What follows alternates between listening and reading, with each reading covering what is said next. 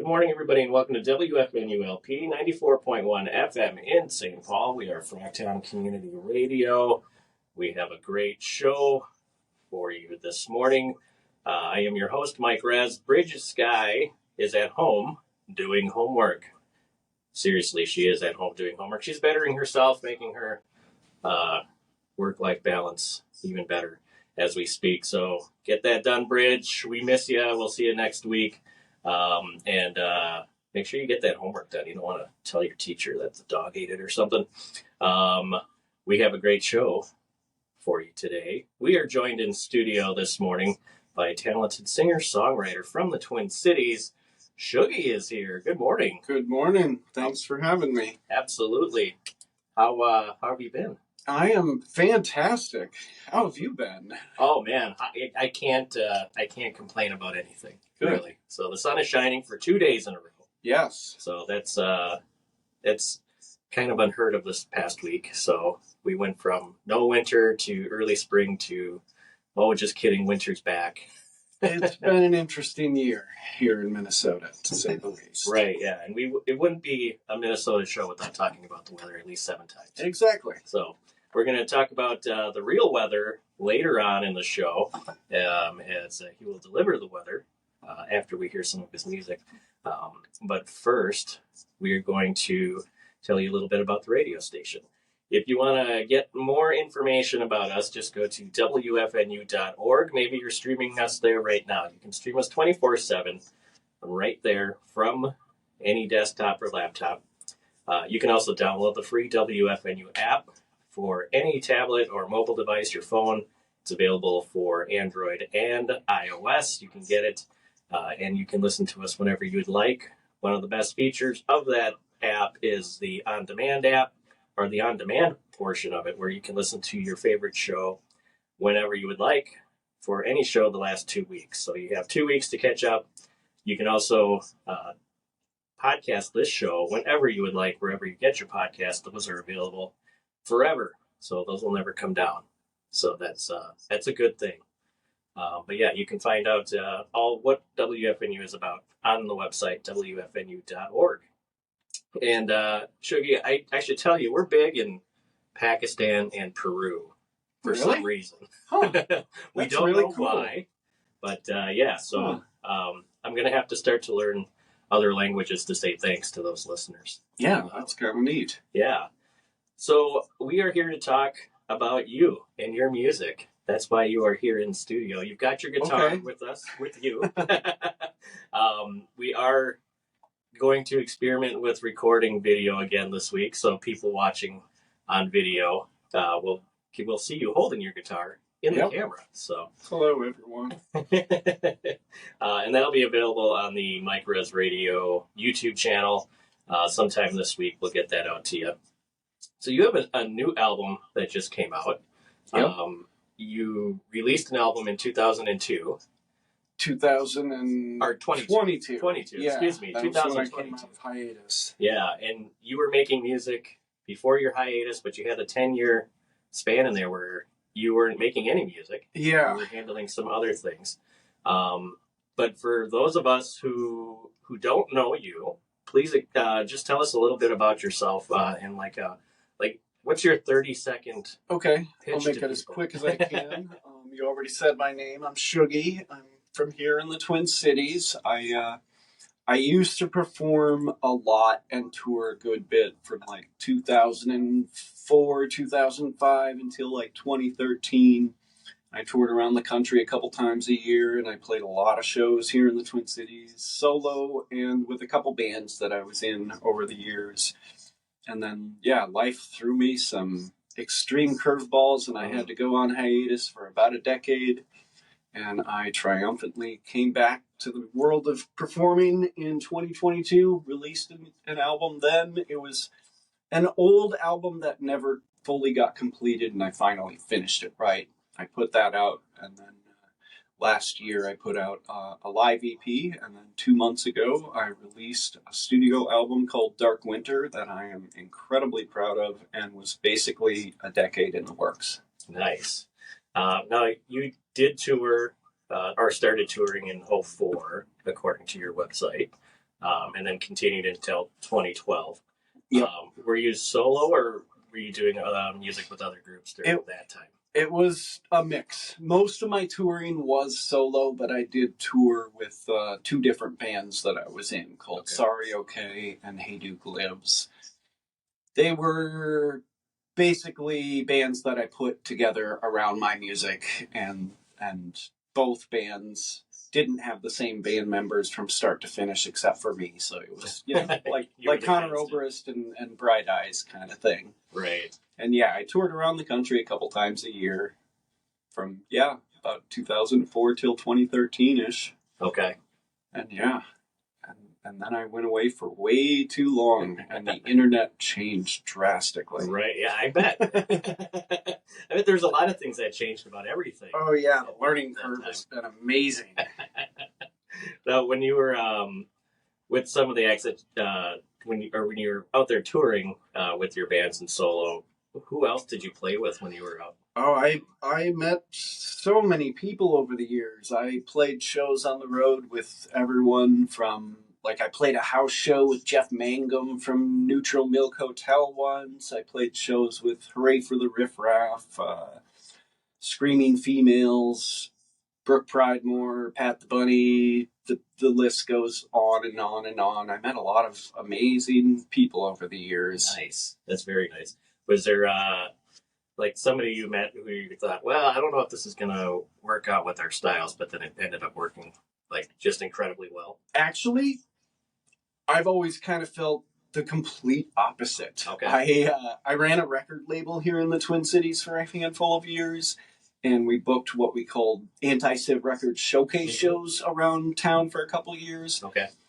And the thing about those shows was, for a while, it was strictly non-genre shows. There would never be two bands of the same genre. Oh, that's awesome. Show. So there could be a bluegrass band and a harsh noise band and a metal band and a folk act all in the same night. And I used to actually coordinate with someone who was in some hardcore bands that was on the Profane Existence label for a while. We used to play basement and DIY venue shows together where I would play solo acoustic sets, and then this hardcore band would be set up and ready on stage, and they would begin playing the moment I finished my last song. Oh, that's awesome. And they enjoyed the idea of irritating people who didn't want to sit through that acoustic stuff. And it was fun. It was great. We did it many times. I wonder what that does to someone's ears, like when they go from acoustic to... Yeah, that was definitely a big contrast in volume for sure. Right. I always you hear a lot of people talk about it, and I don't see it very often. I don't know if it's really happening, and it probably is. Like mixed genre shows around here in the Twin Cities. I have always wanted to do something like that. Some of the shows that I've helped put together were like electronic music. And you've got different styles of electronic music that you can have on stage in one night, but it's still kind of the same type of music. Yeah. People seem to be afraid of it, and I think it's a huge mistake. I think genre bending is healthy. I mean, nobody likes just one genre of music. And I think it's healthy to expose people to, new horizons, and especially when it's all local. Like, it's connected, broaden your horizons. Listen to different music and sit through that band that you're not sure of. Exactly. To catch the band that you love, and you might discover there's your new favorite band. Exactly. There's a lot of good, talented artists out there. I always, encourage people, if the door's open at 9, get there at 9. Don't ask what set times are. Just show up. Yeah. Have fun. Oh yeah. Every musician gets those messages on the day or two before the show. What time are you going on? What time are you going on? I don't know. Could be the first, could be the last. Sometimes I don't like to answer that question. Yeah, that's what you just say. If you want to come, just come. If you don't, don't. Yep. There's a nice brewery next door. Do what you want. So, now you've also played the main room stage at First Avenue. I did do that once. That experience. That was an amazing evening. It was a fundraiser for a local nonprofit called Gastro Non Grata, and we weren't the headliner or anything. We were the first band of the night. We opened for The Stunning and Zebulon Pike and a band from Detroit. I do not remember their name. They were a metal band. Okay. And excuse me. And yeah, that was an amazing night. Every local musician has that stage as one of their bucket list items. Absolutely. I'm very glad and fortunate that I was able to perform on the First Avenue main room stage before I had to go on hiatus for so long. Right. And hopefully, knock on wood, I'll be back there. Yeah. So is that the goal right now? Not really. Okay. I mean, that's kind of one of those things that everyone in Minnesota wants to do once, but I'm realistic. I don't see myself drawing that many people to a local show anytime soon. We got to get you on. But maybe opening for someone, yeah, exactly. Absolutely. So that would be. So maybe I shouldn't put that so far out of my mind. Right. That's if you dream it, it might happen. Exactly. You never know. So you could always do, like, the Turf Club is always a good second now. Oh yeah, so, yeah. The Turf Club's a great venue. But Turf Club is good, and I actually got to host a show at 7th Street. Okay, yeah, I've played that stage many times. For me, that was like, all right, it doesn't get any better than that for me. And I've been on, I've hosted shows at the Amsterdam and Hook and Ladder and stuff, but there's something about that 7th Street first. I love that room. Yeah. So yeah, that was a really cool experience. If I ever get to stand on the main room stage and introduce acts, that would be pretty sweet too. But it's a pretty fun stage to stand on. I bet. The shows there look amazing too with what they can do there. So in 2013, you went on hiatus to take some time off to handle your life, as you said. Yep. When you took that time off, at that moment, did you feel that you were done making music, or did you know that this was just going to be a pause for however long it needed to be? I mean, it's so long ago, it's kind of hard to remember exactly what I was thinking. I don't think I ever wanted to be away from it forever. Mm-hmm. But I wasn't sure. I had priorities in life I had to take care of. And I just had to do what I had to do. Right. I definitely hoped to be back at it, but I didn't know what was going to happen. Right. I just kind of went with the flow. Yeah. Did it ever feel like there were times when you're like, just didn't think that was ever going to happen, that part? There was several years there where I was starting to think maybe it was never, ever going to happen again. Mm-hmm. Yeah. And those were dark times. Yeah. But you're here now and you're making music, so I am. I am absolutely back at it. Yeah, that's what we're excited about. The time is now 10 o'clock. You're listening to the 945 show on Frogtown Community Radio, WFNULP 94.1 FM St. Paul. I'm your host, Mike Rez. Bridge Sky is not here this week, but she should be back next week or whenever she would like to come back. There's no pressure, Bridge. And our guest this morning is shugE. He just released an album in February called Dark Winter. We're going to listen to some songs. He's got his guitar with him, for those of you listening on the radio or over to the podcast. So you can't see it, but those of you watching the video, you can see it. Now, I see you have like 9 or how many? You got like 6 or 7 picks? See here. Do you plan to go through that many picks? I got 7 picks on the table. No, it's just what I happen to have in my pocket. Okay. Now, do you travel with picks, or they're always picks? They're always in my pocket. Yep, the little pocket. Yep. On the front right. That's my pick pocket. Okay, nice. There's always a bunch of guitar picks in there. How many end up in the washing machine? A lot. Every time I do. Absolutely. I was just noticing that on the table there. It's like, how many end up in the guitar? That happens pretty often. I've gotten really good at shaking them out. Nice. Turning the guitar upside down. Yeah. Is there a trick to that? Because I've seen a lot of like memes about guitars and picks being stuck in there. There is. It's actually a bigger problem getting the last part of the string stuck inside of there when your strings break and you're changing your strings. And you just got to get to know your guitar. Every guitar's got little ridges in there that are kind of dividers of the space, and you just got to know how to get it to jump over that and come out of the hole of the guitar. Right. Yeah. What kind of guitar do you have? It's a Martin. This is actually a new guitar of mine. I bought it just last year. I had a workhorse that I'd been using as my primary guitar since 2000. Oh, wow. That finally, unfortunately, died last year. Okay. How does a guitar die? Well, it's not 100% dead. I have to rebuild the bridge, and I'm planning on getting that done. See if I can get it back up to working order, but it just... I mean, if you look at it, you'll see I destroyed the pick guard. There's a big hole in the body, kind of like Willie Nelson's guitar. Sure. I played that guitar for many, many, many years. Yeah. What is the time limit, the break-in period like with the new instrument, especially with guitar? Well, last year I put out a live EP, and I had a live EP release show at the Hook and Ladder.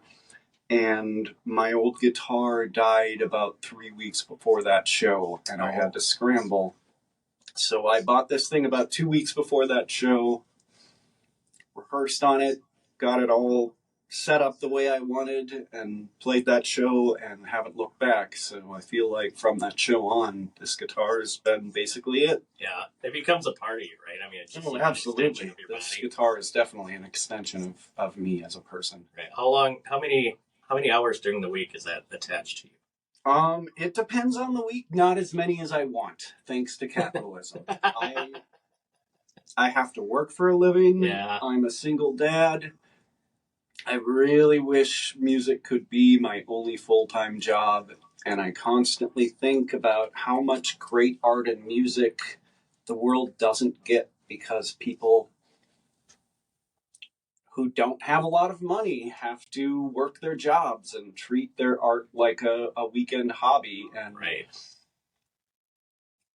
that could be that could be someone who should be the next Elliott Smith or Conor Oberst or Jeff Tweedy, who's just playing one show a month on the weekends because they don't have time because they have to feed their family. So I blame capitalism for us not having enough art.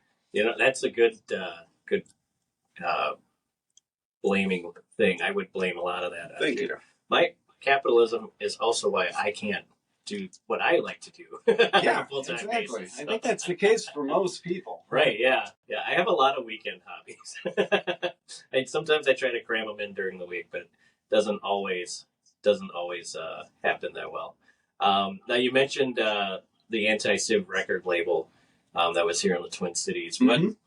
What was your experience? No, you helped start that, or I created Anti-Civ Records, and I was the main person behind it from basically 2005 till 2013. Okay. And it was technically a nonprofit, and I just recruited musicians and artists in town to get involved, and we ran the organization for the most part democratically at weekly meetings. Mm-hmm.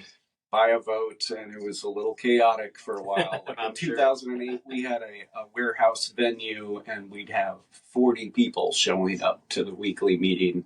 Wow. And we tried to allow everyone to have a say and a vote, and yeah, it was an interesting experiment. It wasn't always like that, though. Right. There was long periods of time where me and one other person showed up. Right. We just had to do the best we could. Have to make decisions for the group. That's got to be kind of hard too. When it was stressful. It was a lot of work, but we did a lot of. I think we did a lot of good for a lot of art and a lot of local music. Yeah, it was fun. Good. How many shows or how many artists? Now you said like 40 people at show. How many like artists or groups were? Over the years, there was over a couple dozen bands officially on the label at different points in time. It wasn't a very traditional label. We didn't actually fund releases for all of the bands. We did for some of them, but we did all sorts of things. We ran a DIY venue in a warehouse in South Minneapolis for a while. We booked a series of shows around town. We did tour support for bands. We did press CDs and albums, but that really honestly was a small part of what we did. The thing we were probably remembered the most for is something called the 48-hour band contestival that we do twice a year for a handful of years. Okay. Any musician could join the contest. You get your name put into a hat, and it gets drawn out randomly. The only thing guaranteed is each band has a rehearsal space. You could be 4 drummers for all we know. You got 48 hours to write a couple songs and play a show in front of a panel of celebrity judges and try and win prizes for being either the worst or the best. Now that's a unique take on a competition. It was fun. That would be something to see 4 drummers trying to. It happened. Come up with It happened. Band. Yeah.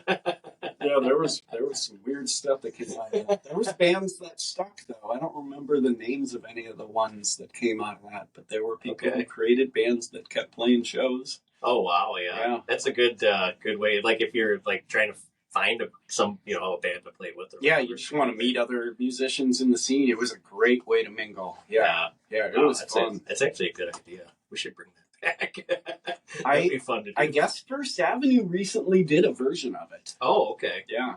Oh, that would be wild. Yeah, and it was in the main room. It was attached to like their annual new band stuff. I think it had something to do with that. Okay. And they, that makes sense. Recruited specific musicians to kind of bottom line it. Sure. Not 100% sure. I may be talking wrong about how they did it. But I know they did something similar to this recently. Yeah. We always just say things around here and then correct ourselves later. Yeah, it's okay to just make stuff up. Yeah, absolutely. It's just radio. It's theater of the mind is what it is. It's art. Right. Now, on your break, were you writing songs during your hiatus as well? I was, but that's an interesting thing. I would say 99.9% of the music that I wrote during those 10 years or so just ended up being lost to the wind, and it was just an exercise in not losing my muscle memory. Sure. You know?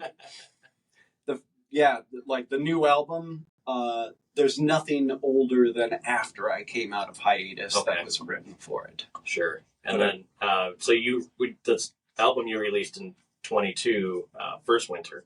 Yes.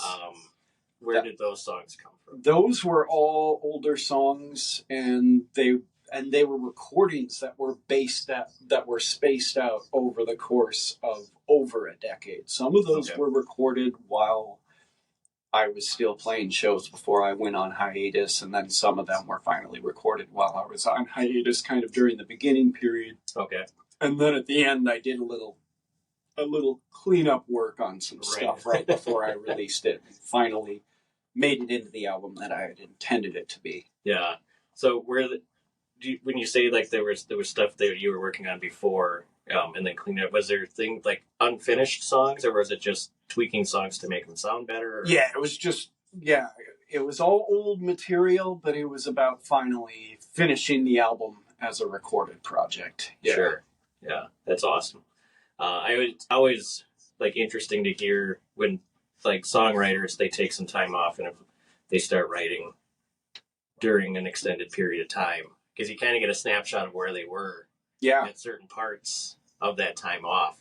So, but 10 years is an awful long time. I mean, there could have been, snapshots of your life that were way different at the beginning than there was in the middle. I definitely thought about it during that period. There was times during that where I'd set down the guitar and not do anything for way longer than I should. But then there was times where I'd pick it up and just kind of work on stuff and write stuff. And there was a few times where I considered the idea of maybe trying to just record something, even though I can't really dive fully back into the world of performing. But I ended up deciding not to, and things definitely evolved, and I'm kind of glad I didn't. I really like where my music is now. Sure. I'm truly making the music that I've always wanted to make, and very specifically, years ago I used to have the problem of often trying to give people a little bit too much of what I think they want, and getting inside of my own head and kind of influencing what kind of music I'm writing based on what I think people want. And now I feel like I am finally 100% free of that, and I am just making the art that I want to make. And if that means a few less fans because it gets a little more niche because I'm too sad for some people, that's fine. That's okay. what it is, right? That's okay. I want to make the art I want to make. Right, yeah. So how do you transition yourself out of that when you're making music that you think other people want, and then going to the mindset of I'm going to make the music I want. I mean, that can't be like an easy. Like, It's I'm just been gonna flip a switch and interesting. then There's be done. there's a couple of old songs of mine that I won't play anymore that people keep asking for at live shows. Okay. And that's an interesting dynamic because I do love those songs, but it's just not what I'm doing anymore. Right. And yeah, it's to me it's been freeing, like finally being like I can really 100% get behind what I'm going to do on stage tonight, and I'm not setting aside a song that I like more than a song I'm playing because I want to give people what they want. I'm gonna give people what I want Mm-hmm. and bring people along who appreciate the music that I want to make. Yeah, that's pretty awesome that you can do that, because not a lot of artists will do that. They feel the pressure and they'll just follow. Well, my fans want this, so this is what I got to do, and then Yep. then they're depressed, and then they're not doing what they want to do, and it's just not fun for them. Yep. And even in the local music scene, I think there's just way too much of people thinking way too much of their time about how they're gonna, make it. And Right. that's such a subjective idea. Yeah. Right. Yeah, exactly. Make the art you want to make, and making it will be something that you define. Yeah. There's always somebody in the market for what you put out there. Yeah, so exactly. You just put it out there, and somebody like this podcast, I can't believe people listen, but I've got listeners in Pakistan and Peru. You know what I mean? It's just, you never know what people want to listen to until you put it out there and record it. And if you really are making the art that you want to make from your heart, the people who latch onto it, I think, are more likely to be more invested in appreciating the art. Yeah. Hopefully in a way that I do. Right, exactly. Now, when you came back, I read that you made your music more available. Is that some people say I made a huge mistake because streaming numbers apparently are really important these days. I basically intentionally tanked my own streaming numbers, and for the first year and a half back at performing, I made my entire online catalog just free to download, and I promoted that left and right, and just told people, take my music, download it, have it for free. And later on, I'm going to put out some new stuff, and I'm going to start and then I'll do it the other way again. And now there's nothing free on there anymore. You only had a year and a half to do that. Okay. But yeah, I feel like that was a really smart move. It hurt my Spotify numbers, I think, very significantly, but I don't care about streaming numbers, and I don't think anyone really should. Yeah. Not only that, but it also opens up new ears to your music if it's free. If I see somebody giving away music for free, I'm downloading it. Yeah. And I'm going to listen to it, see what I'm missing. And you might not like it, but some people are going to. Right, exactly. Yeah. What better way to kickstart a comeback than to give away my stuff for free for a while? That's right. Now, you do have your new album called Dark Winter. It was released on February 10th. What are some of the themes that we can hear on this new album? Oh, wow. It's a very sad and subtle album. It's very, in my mind, it's very working class Midwestern music. It's very specific Minnesota music. It's very personal. Some of it is very political, but it's not on the nose, preachy political like some of my older music used to be when I feel like I was just younger and more naive. So we actually have to listen to the words to get the politicals. Yeah, and even then, if you don't know the story behind what I'm writing a song about, you might make up a little bit of a different story in your own head than what was in my head when I wrote the song, and that's okay because it's art. Right. Yeah, it's subjective to everybody. Yeah, it's just not so obvious anymore. Right, and I've done that with some songs where I'll bring in a guest and be like, "Oh, this song sounds like it's about XYZ," and they're like, "No, that's not where I was." Yeah. So I'm like, all right, I'm not even going to try to figure it out anymore. That's okay. It's what it means to me. Yeah, absolutely. I think the best of my music leaves a lot of blank space for people to fill in with their own thoughts and emotions. Sure. Yeah, that makes sense. So, the time is now 10:15. You're listening to the 9:45 show on Frogtown Community Radio. shugE is my guest this morning. We're talking about his new album, Dark Winter, which was just released. Why don't you tell us where we can find your music? Well, you can go to my website, which is www.shugE.com, and shugE is spelled SHUGE. And I'm on all the streaming services, iTunes, Spotify, Bandcamp, whatever. And I've got a YouTube channel there's actually a video for each one of the 15 songs on the album. Oh, wow. On a playlist. They're not like official music videos, all of them. One of them is. Most of them are lyric videos, but in my opinion, they're pretty high quality. I put a lot of work into them, and I like them a lot. I think they're better than what people expect when they hear lyric video. Right. Yeah. I mean, just the fact that there's a video for all of the tracks, that's all you need to hear. That's a lot of work. So and there's physical copies you can buy from my website. I don't have vinyl. I do want to do that. I just haven't done it yet. But you can buy a CD and it comes with a free download code. There you go. Yeah, vinyl has made a comeback. I bet that was strange for you when you came back to music. Like, wait a minute, I'm doing what? I gotta do what now? That's one of the really refreshing things. It makes up for how frustrating it is how the internet has gone when it comes to promoting music. Right. But yeah, vinyl's making a comeback.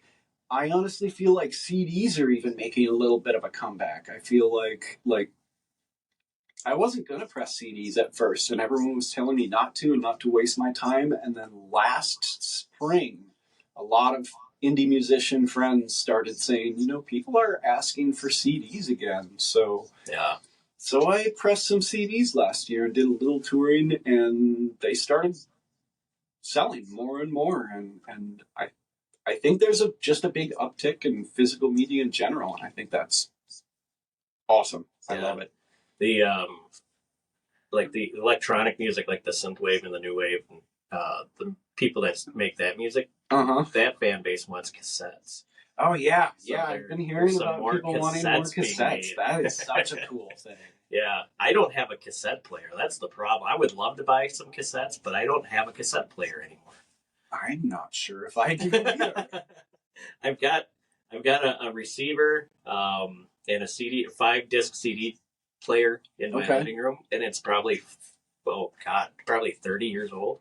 Yeah, it works like it's brand new, so I can attach a cassette deck to it. I just got to find the right one, but I wish I had one. Yeah, so that would be pretty nice. I think I actually do have a cassette player attached to a record player that I recently bought. Oh, nice! And it's a new one too, so maybe that's a sign of the times. Yeah, I miss like the old days when you had your TV and then the radio on one side and the record player on the other side. Yeah. We had one of those growing up for a little while. The old school entertainment console that used to be in most cool people's living rooms. Right, yeah, probably weighed 500 pounds too. That's probably why you don't see them anymore, because of how much the best tube ones TV weighed. Big giant wooden cabinets. Yeah, with velvet over the speakers. Yeah. That's right. Yeah. Yeah, we're gonna bring those back. You know what? You should put a whole album on one of those. And only have one copy. Yeah. It's $1 million. Right, yeah. Yeah, if you want it. This is old to see how much of a fan you really are. You buy this one. Yeah, I don't think anyone would buy that from me. There's somebody out there that will. That's the best part. There's always one person. Yeah, that's right. All right, well, I'm ready to hear some music. Are you ready to play some music? Yeah, I'm ready to play a few songs. All right, so hopefully I don't start coughing. I hope you... Yeah, I'm sure you noticed them. Yeah. Had a little something going on a week ago. All right, so what I will do is I'm going to turn it over to you, and you can just take it from here and tell us what you're going to play. Okay. Just start singing. Well, yeah, you asked me to get 3 songs together in my mind, so I did. I figured I'd play 3 songs from the new album, and I tried to choose 3 songs that are very different. So I'll play the longest one first. This is a song that I think speaks for itself in subject matter. As I said before, I've been writing some really sad songs. This is called The Bottle.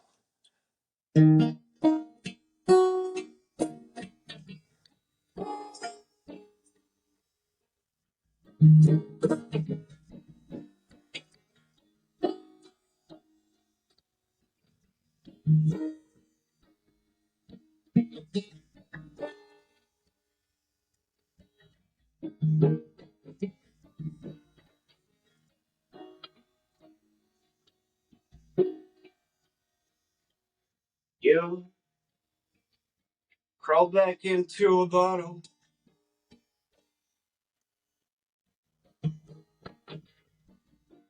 Begged me to.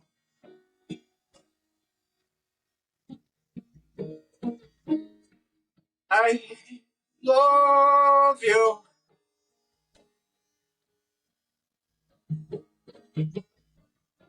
Hate the things you do.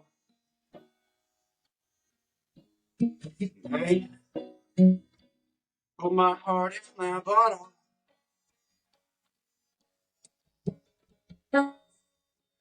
Put the ship in there for two.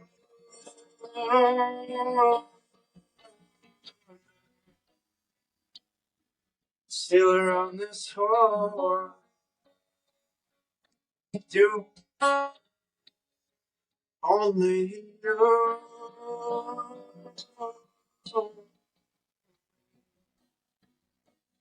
Get drunk together.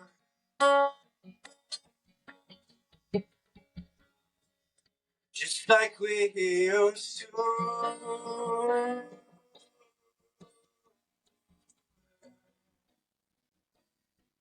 I know better.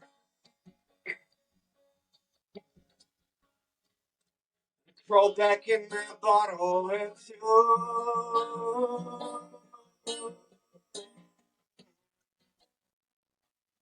Nothing more in this whole world. All more than to drink that bottle with you.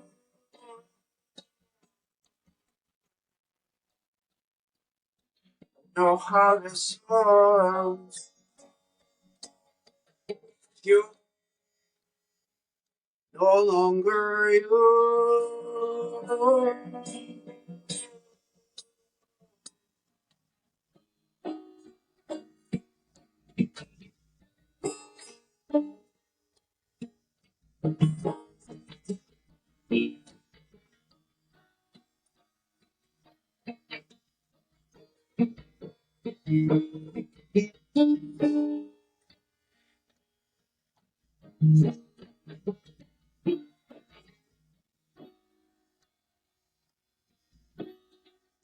So if you stay in that bottle,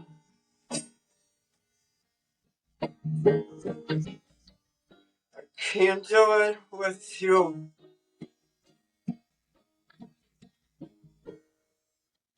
You know I love you. You take my hand, can't help pull you out. I can't keep doing this with you. Very nice. Thank you. Very nice. I'll turn my microphone on. Didn't start coughing, so that's Yeah. a victory. Sorry, I had I think a little bit of a something in my throat about a week ago. It just took a long time to work its way out. I thought I was 100% 2 days ago, but mornings. Yeah. Mornings and coffee. That'll get you every time. Yep. Takes a little bit more recovering. So yeah, that's one of the songs from the new album. Did you want me to just keep playing more? Just keep going. Oh, We'll do the other two right away. Sweet. Yeah. Okay. Well, I'm gonna get progressively more upbeat, but this one's still a pretty sad song. This is probably one of the more. This is a lot. This has a lot to do with what we were talking about earlier about political songs. This is probably, in my mind, the most political song on the album, but it's also super subtle about it, and you wouldn't know it unless you're in a certain mindset. And it's not super obvious, except for one or two lines, and you know, it is what it is. I'm just going to play it. It's called Fresh Rain.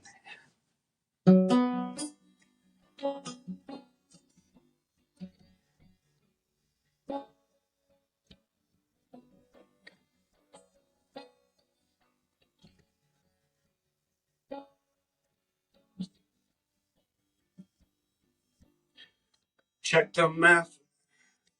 Really isn't enough to go around.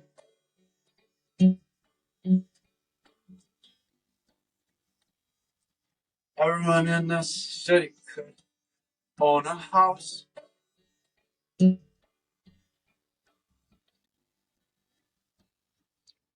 You'd have to give up your weekends in Paris.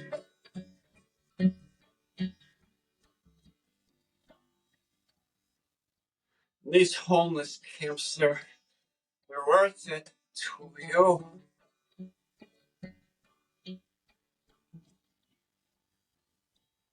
So I let this fresh rain bring me back down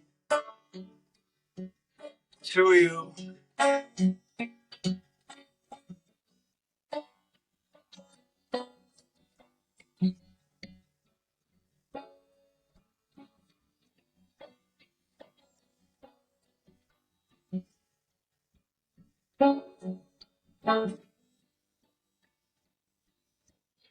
You say money can make you happy.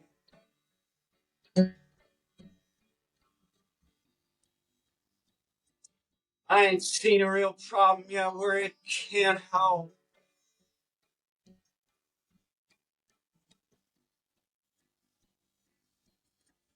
You smile as you repeat that cliche phrase to me.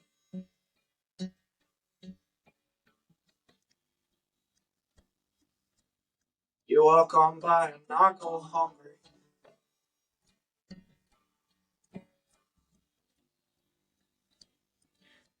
So let this fresh rain bring me back down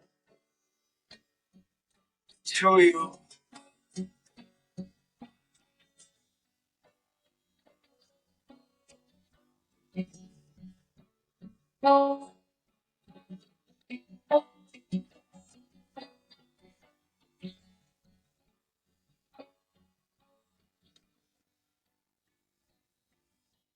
Sometimes the richest men are the poor ones too.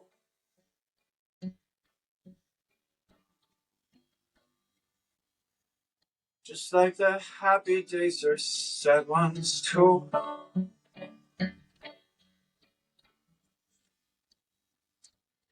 And so I'll run around this cold lake with you.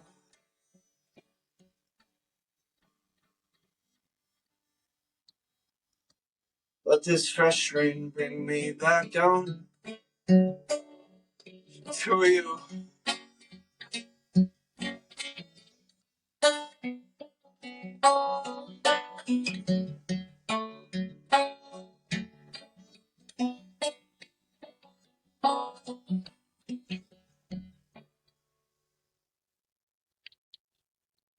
I like that one too. That's awesome. Thank you. I worked very hard on these songs. I'm glad you like it. So I guess for the last song, I'll play the most upbeat song on the entire album. It's the opening song. It's the first advanced single that I put out ahead of the release of the whole album.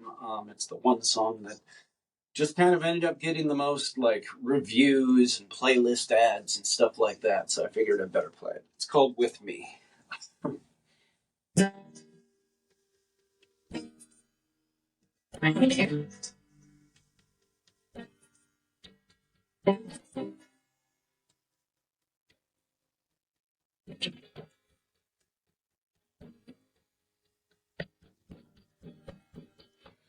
I've stumbled, status name circled on my heart. Set up a blockade to protect me.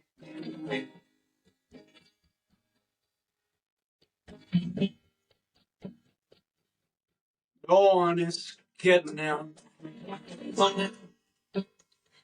I am not getting out. Safe here in my prison. You would set me free. know you might just get stuck in here with me.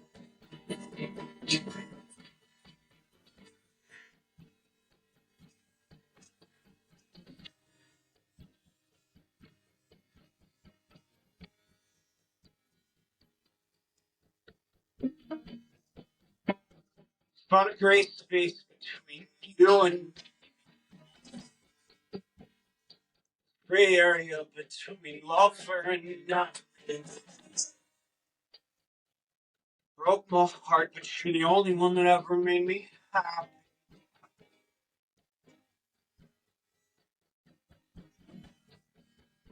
For years and years and years now, I felt so empty. Used to give something, now it fell up inside me. I'm not so sure I see anyway.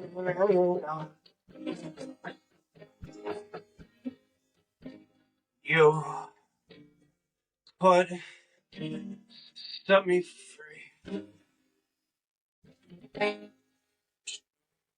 Just get stuck in here with me.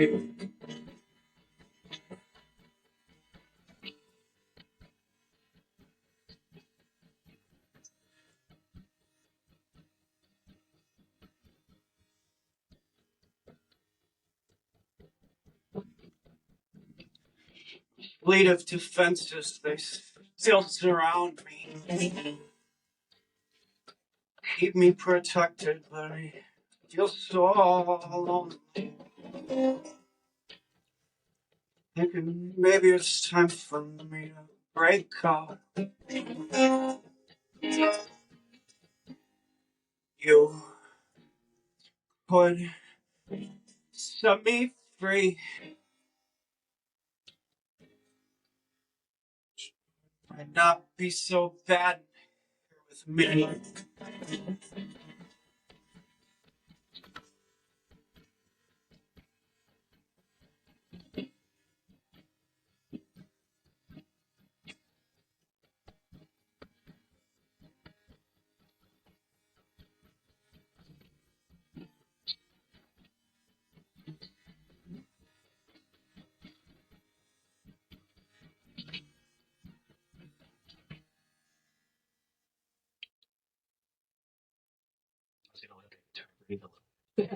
Sorry, she got a little out of tune during the course of those songs, but good enough for radio. Right? I mean, it's fine, right? That's what happens. Good job. That was awesome. Thank you. Thank you for having me here today. Absolutely. Thanks for joining us. If you're just tuning in, it's now 10:30. You're listening to the 945 show on Frogtown Community Radio. And shugE just played live in studio. We love it when our guests can play live Heck yeah. in studio. So nothing like This live is a music. really cool space for it. Yeah. So I think, who was the last person that played live in here? Oh, I think it was Colin Bracewell, but before that, it was the International Treasures. Oh, okay. Yeah. I love them. Yeah. What great people and great musicians. Yeah, Doyle and Ted are really awesome people. So. What an appropriate band name. Right? like I actually feel like they are. Yeah. Doyle and Ted are treasures. Yeah, they it's like if you could find just two people like them in your life, you would be like, oh, that's cool, but oh yeah, they know each other, and then they, and you get the energy of those two together in the same. I don't know them super well, but I know them well enough to be a little jealous about the fact that they've found each other. Like, right? Yeah. To be in a band together, it just seems so perfect. Yeah, it's really cool that they are around. That's awesome. Yeah, amazing. Yeah, so those three songs that you played for us can be found on your new album, Dark Winter, which is available right now on all streaming services and on your website. Yep. And what's the website again? ShugEmusic.com, SHUGE music.com.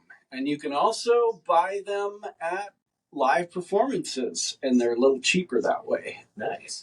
They cost more online because of shipping and just cause. Yeah. Because you should get a discount if you come to a live show. So it's Absolutely. Like half off if you buy it at a show. Oh, see, there you go. It's worth it then. Yeah. It's absolutely worth Absolutely. it. Do you have any live shows planned? Oh, what a great segue.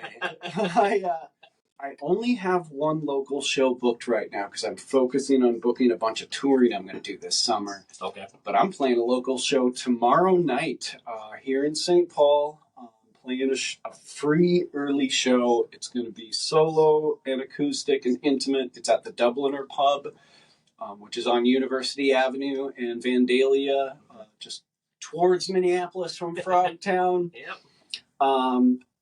The show's going to get opened up by the amazing DC Leonhardt. I hope I'm pronouncing that correctly. I am sorry.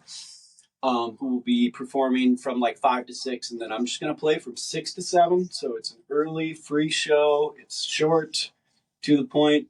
Come on out. It'll be really fun. Yep. It's a good bar too, so it's nice and intimate, like you said.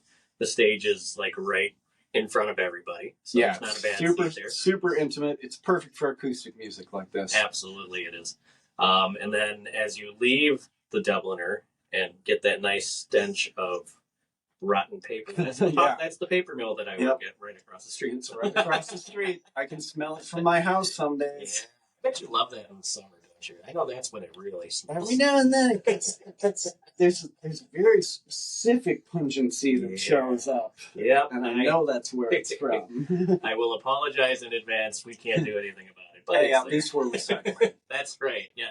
That's the smell of recycling. Yeah. That's what it is. I'll take that. Yep. All right. Well, now it's the time of the show, and I've got to play the intro. It's now time for the WFNULP Out the Window Weather Report.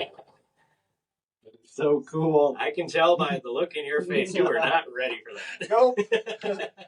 I thought maybe I should think about it ahead of time. But I can give her a weather report. Yeah. I'm sitting next to a big window with a great view.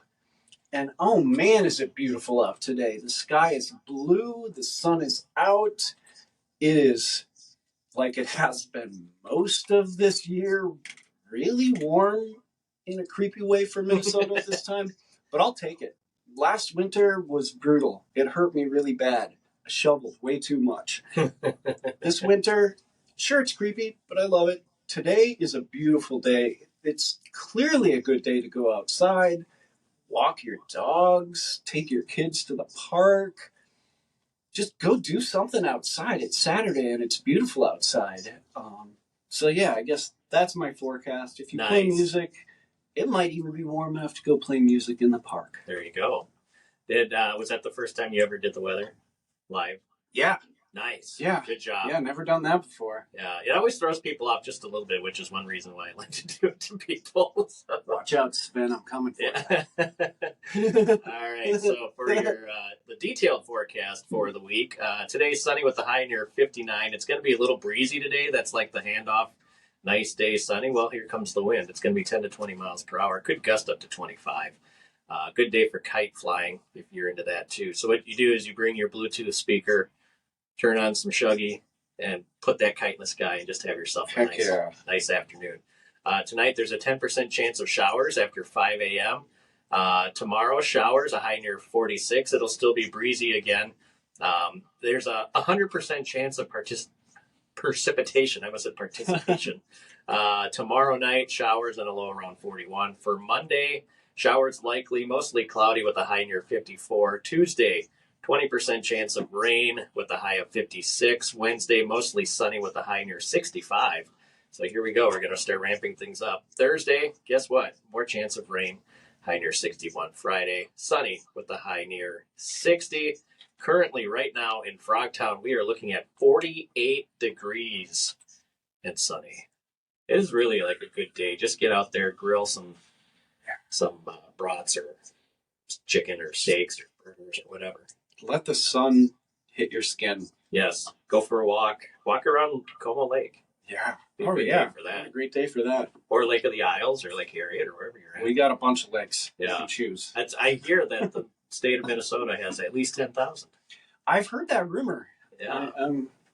I'm skeptical that it might be more. I think there was a while there they were saying any body of water that can be seen from satellite is considered a lake. Okay. which like shot our lakes up to like over 100,000. Oh wow, It's like, that's awesome. I wonder if like that big Chipotle. Oh yeah, Tunnel. Lake Chipotle in Uptown in South Minneapolis. Yeah, I'm a little upset that they. Yeah, they that's fixed gone, that. isn't it? Yeah. Oh, it's so sad. Yeah. And Yeah, I think it even got to the point where like you could find it on Google Maps because people were posting it there so much. They also, I think what made them fill it in was somebody created an event that was going to be paddle like canoeing on Lake Chipotle or something. And they were like 100,000 people were like, yeah, we're going, and they were like, yeah, we got to do something. Awesome. About this. So, all right, one way to get a pothole filled, right? Yeah, somebody's got to pay for it. All right, so we talked about this before the show, and we'll get back into talking about your music after this. But cool. I found a random question generator online. Oh yeah, I forgot about this. And this is looks like it's from Washington University. It's faculty.washington.edu is the website you can find this. So it's a random question generator. So we're going to do 3. Okay. I don't know what's going to come up. This is awesome. Yeah, it doesn't. It's from an educational website, so it's not going to be inappropriate. Yeah, it's not Cards Against Humanity. Right. Yeah. So we'll see. We'll see what happens. Can't do that on the radio. Give it the first click. Okay, here it is. What's the last book you gave up on and stopped reading? The last book I gave up on and stopped reading. I can't remember which one it was, but it was one of Ursula Le Guin's books when she passed away a few years ago. Okay.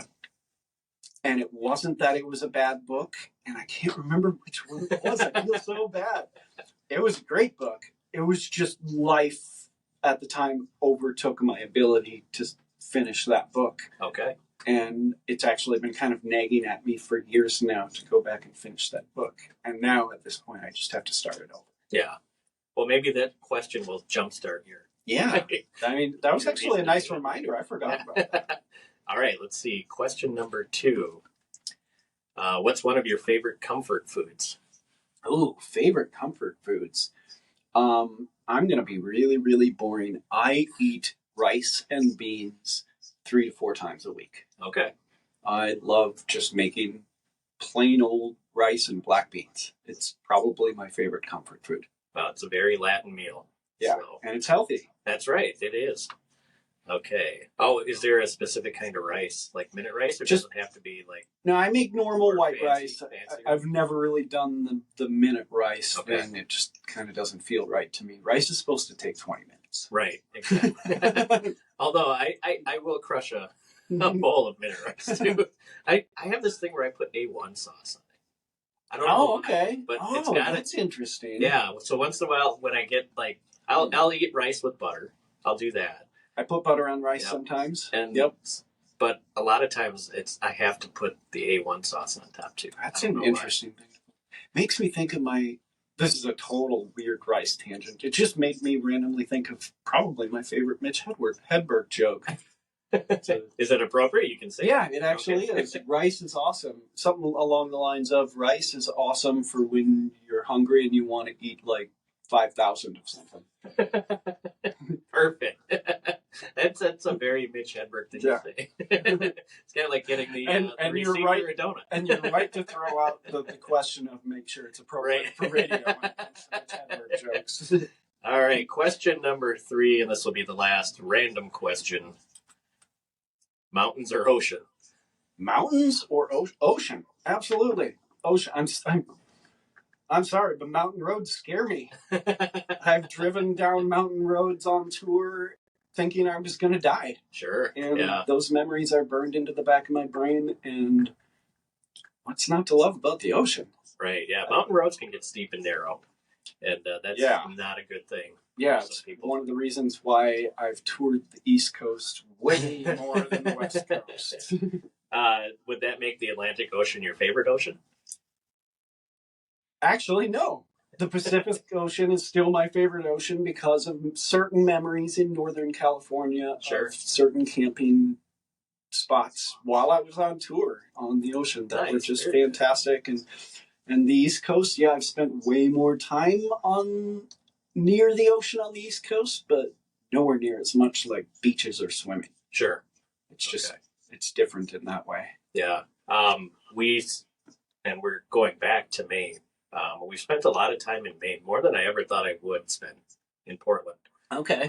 And that's a great town. Old Orchard Beach, which is like the touristy, like old school touristy, like it's got a boardwalk and a seaside carnival, and they do fireworks at night. Yeah. Great beach, awesome beach. There's a pier that goes out, forever. But how many months a year is it warm enough to swim? Yeah, not very many. That's the thing. Yeah. Every time I've been to Maine, it's too cold to do anything like that. Right. Yeah, you got to go like August. Yep. Like July, August. That makes sense. The one time, not the one time, but one of the times I was out west, we were in Seaside, and there was a lot of jellyfish on the shore, so I didn't even get to go in the water. I didn't want to go in the water. I'm kind of terrified of jellyfish. Yeah, and they were like the boogery looking ones that they were like washing up everywhere on the beach. They had to walk where you walked, and it's like you could go out, and it's like, why would you do that? I don't know how sensitive they are, but I know they sting. Yeah, I know you can touch the top of a jellyfish and you're fine. Yeah, you don't want to touch the tentacles. Right, yeah, because we were doing a lot of like, what's that? Poking.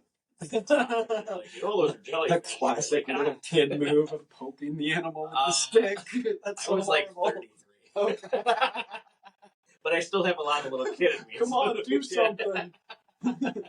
Don't just lay there. What are you doing?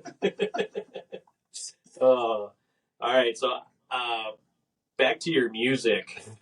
From your hiatus to when you got back into it in 22, and we kind of touched on this a little bit in the beginning. What changed from the time you took off when you got back in, where you're like, whoa, wait a minute, now I got to do this? A lot of things changed, mainly technology and the internet. Apparently, if you are at all serious as an independent musician these days, you need to be what they call a content creator. And I've done my best, and I have a 16-year-old son who has really helped with the learning curve. And yes, I even have a TikTok.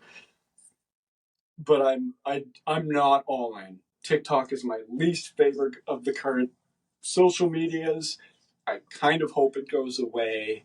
I've done a lot of like video work, like music videos and cutting them up to avoid I'm never doing a dance on TikTok. Come on. I will never stoop that low.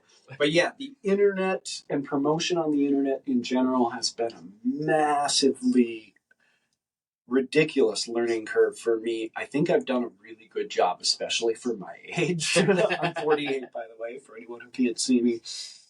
But the things that haven't changed are so reassuring. The local music scene here in the Twin Cities is just as amazing and welcoming and non-competitive and supportive and just overall awesome as I remember from back in the day. That didn't change. And that's, if there's anything I wanted to stay the same, that's it. Yeah. But, I love this place for so many reasons, and that's one of them. That did not change. People in the local arts and music scene are the best. Yeah, I hear that a lot. Even people that move here, they I've heard that from a lot of musicians. Yeah, where they came from, it's so competitive, but then they get here and they're like, they have to adjust to not being so cutthroat against other artists because that's how they were doing it to survive in other places that they came from. I was like, that is just odd to me. It's kind of sad to me to hear about it being like that in other places. Like, you're just hurting yourselves by behaving that way. Right, yeah. It's honestly... I believe wholeheartedly in my soul of souls that's not right. That's not going to work for you, and it shouldn't. Right. They got to support each other. More art isn't going to hurt any of it. No, and you need more. It's just like competition in any field, friendly or not. It's good. Yeah. You don't want one person doing it because then that's the only option you have. You need. And we're not going to run out of. We're not going to run out of stages. We're not going to run out of bandwidth on the internet for music.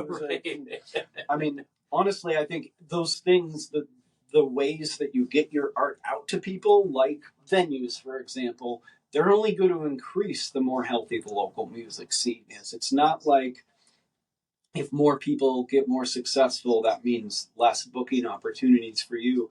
I think it's more likely to mean potentially more venues opening up and more opportunities for everyone. And yeah, it's just not a competition, and I think that's a bad way to look at it. Like even when like a venue, when I hear like a venue closes, I don't like hearing that. That a venue is, because that is one less stage, but it opens up opportunity for people to get creative.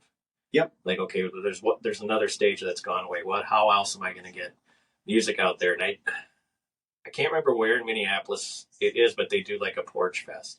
Oh yeah, like the South Minneapolis Porch Fest. Yeah, but people rent out their porches or make their porches. Yeah, people just sign up to let their porch be a part of it. I don't know if you get to choose what bands play your house or not. I would assume they probably have some say, but yeah, that's that is a really cool idea. Absolutely. And then in the last few years, I've realized that musicians will come and play in your backyard. Yep. You can book them for your backyard. I mean, that's really cool. And in St. Paul, I think in the Edgecumbe Highland Park area, there's the Grand Oak Opry. Where somebody has a great big backyard and great big oak trees everywhere. So that's where they get the name. But they will bring in a band and they'll invite all the neighbors and everybody to come over and watch. Yep. I mean, it just, we need more creative. And the Twin Cities in general, I feel like, has a super healthy, super rich tradition and history of DIY music venues. Basement shows, warehouse spaces, gallery spaces, all sorts of stuff like that. That's where I came up in the 2000s, playing tons of basements and warehouses. And of course, COVID hurt that like it hurt everything else, but I feel like it's really been coming back. And you mentioned like the backyard shows, like the local music scene kind of grew up in average age, I think. So things have matured in a certain way. So now maybe I'm not hearing about so many dirty basement shows, although there's still a lot of them, and that's awesome. But I'm hearing about more like backyard type shows where like people are more likely to put out a blanket and sit on it with their kids rather than, get drunk. Right. And you're right about the age thing, because my kid who's 20, he and his partner go to house shows a lot. They still go into the basements, and get, you're shoulder to shoulder and sweaty, and it's a punk band or whatever's going on. So those are still going on. But then you also have like music in the park. You have the conservatory in the summer. I think the 40-somethings, like people around my age, are kind of like creating a new niche in the local music world. Right. Yeah. It's kind of in between the super public and legal and the very illegal, and now it's kind of a middle ground. Right, yeah. It's really we got like trapped in the middle, and we were like, what are we going to do that's still creative and fun to go to? A lot of us used to identify as like dirty punks. But we're not really anymore. We like to go to bed earlier. We don't drink as much. Right, yeah. We've matured in so many ways. Yeah.